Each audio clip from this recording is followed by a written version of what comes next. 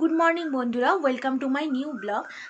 তো দেখো, ঠান্ডা তো প্রায় চলেই গেল, এখনও অল্প অল্প ঠান্ডা আছে। তো ভাবলাম যে আজকে পিঠে করব, কারণ গরম পড়ে গেলে এরপরে তো আর পিঠে ভালো লাগবে না। সেই জন্য আজকে পিঠের আয়োজন করেছি। তো কী পিঠে বানাবো সেটা দেখতে হলে কিন্তু আমার ব্লগটা সম্পূর্ণ দেখতে হবে। তো চলো, তোমরা সঙ্গে থাকো। তো দেখো, পিঠে বানাতে যা যা লাগবে সব কিছু কিন্তু আমি এখানে আয়োজন করে নিয়েছি।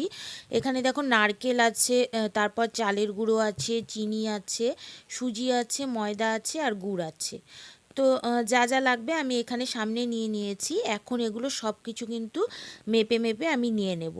তো আমি এখানে এই বাটিটা নিয়েছি, এখানে এক এক করে সুজি, ময়দা, চালের গুঁড়ো, চিনি, গুড় সব কিছু মেপে নিয়ে নেব। কারণ তোমরা অনেকেই জানো যে পাটিসাপটা বানাতে গেলে সমস্ত কিছু মেপে মেপে না নিলে কিন্তু ঠিকঠাকভাবে হয় না। সেই জন্য আমি কিন্তু সব কিছু মেপে নিয়ে নিচ্ছি, তারপর কিন্তু একসাথে সব কিছু মেখে নেব।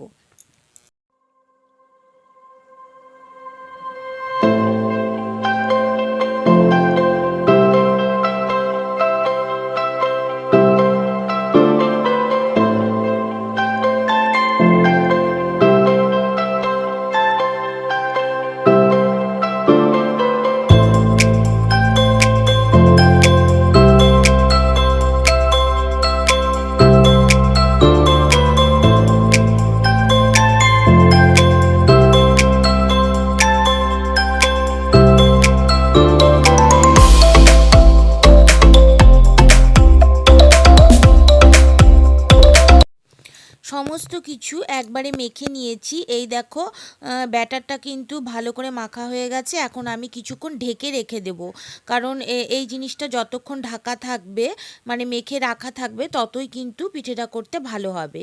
তো এই দেখো, আমার বর নারকেল কুড়িয়ে দিচ্ছে। ও বললো, আজকে দাও, আমি তোমাকে নারকেল কুড়িয়ে দিই। তাই আমি বললাম ঠিক আছে। তো এখানে ও নারকেল কুড়িয়ে দিল, আর কোড়ানোটাও কিন্তু খুব ভালো হয়েছে। এরপর দেখো, আজকে সারাটা দিন ভীষণ হাওয়া ছিল, জামা কাপড় খুব তাড়াতাড়ি সব শুকিয়ে গেছে, আমি তুলে নিয়েছি। আর দেখো কতটা হাওয়া ছিল, একদম মানে রান্নাঘরের জানালা বন্ধ করেই আমাকে রান্না করতে হয়েছে। তো এরপর আমি পিঠের ভিতরে যে পুরটা হয় সেটা আমি নারকেল দিয়ে করে নেব। এখানে নারকেল, গুড়, চিনি আমি দুটোই দিয়েছি, একবারে কড়াইয়ের মধ্যে দিয়ে আমি ভালো করে পুরটা বানিয়ে নিচ্ছি। এরপর কিন্তু আমি এক এক করে পিঠেগুলো করে নেব। পুর বানানো হয়ে গেছে, এখানে অল্প তেল দিয়ে দিয়েছি চাটুর মধ্যে, আর তারপর কিন্তু গোলাটা দিয়ে দিলাম। দিয়ে দেওয়ার পরে গোলাটা একটু আমি ছড়িয়ে দেব। তারপর কিন্তু আমি আস্তে আস্তে একটু টেনে গেলে নারকেলের পুরটা আমি দিয়ে দিচ্ছি। এরপর আমি আস্তে আস্তে উল্টে দেব। আর আমার সব পিঠেগুলোই কিন্তু ভালো করে উঠে গেছে। অনেকের হয় কি, পাটিসাপটা বানাতে গেলে এই জায়গাটা কিন্তু ঠিকঠাকভাবে ওঠে না। এটা হলো মাখার জন্য। মাখার টাইমে সমস্ত কিছু পরিমাণ মতো পড়লে কিন্তু খুব সহজেই তাড়াতাড়ি উঠে যায়। তো আমার সব ঠিকঠাকই ছিল, তাই জন্য সব উঠে গেছে, ভালো হয়েছে পিঠেগুলো। তো ঠিক এইভাবেই আমি এক এক করে সব পিঠেগুলো বানিয়ে নিয়েছি। তো চলো, তোমরা দেখতে থাকো।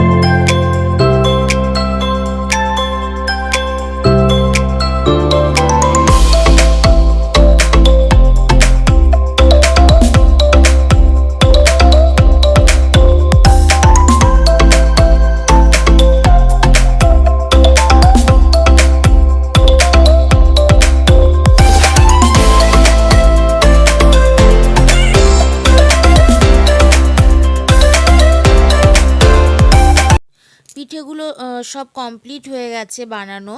আর দেখো, একটাও ভাঙেনি, খুব সুন্দরভাবে পিঠেগুলো কিন্তু হয়ে গেছে। তো অনেক দিন ধরেই ভাবছিলাম যে বানাবো বানাবো। তো চলো, কমপ্লিট হয়ে গেল এখন। কেমন হয়েছে? খুব ভালো পিঠে হয়েছে, তাই? সুন্দর পিঠে হয়েছে। হুম। মিষ্টিটাও ভালো হয়েছে, খেতেও স্বাদ হয়েছে। হুম।